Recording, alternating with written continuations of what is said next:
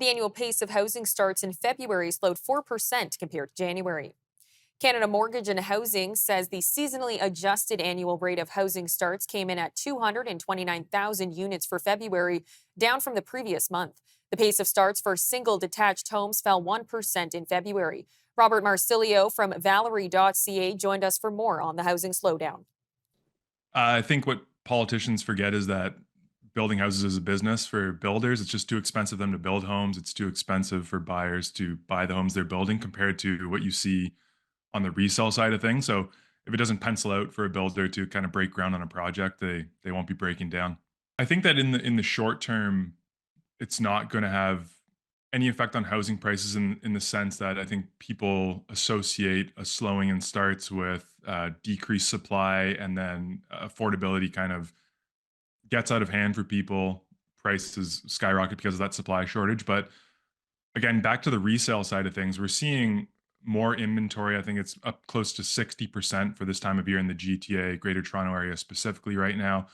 There's a lot of resale inventory to be absorbed before we're going to feel the impacts of this new supply coming into market. So if there is some upside movement of prices as a result of this kind of slowing in housing starts, I don't think it's going to be for a few years, 3 to 5 years down the road once we've worked through all of this resale inventory. We also asked Robert what can or should be done to increase housing starts, especially in Canada's major markets. Speaking to the Greater Toronto Area specifically, I think fees, taxes, charges make up about 25% of the cost of a new home.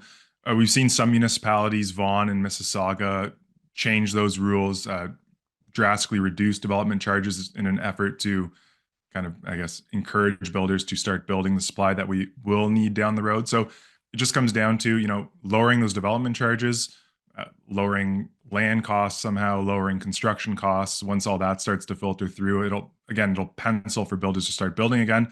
And then on the consumer side, I don't think that it's anything that any one government can do, but increasing income to afford the prices of these new homes. Because again, if it doesn't pencil out for that builder, they're not going to be breaking ground on a new project.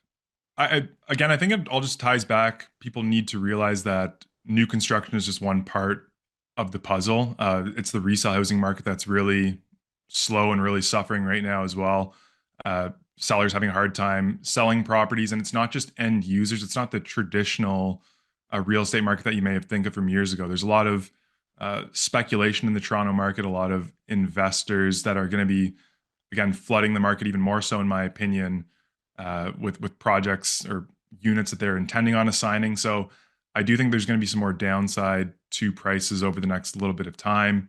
And I honestly think that having a little bit of a slowing in housing starts right now isn't necessarily maybe the worst thing for people's home prices, if that's what they're worried about.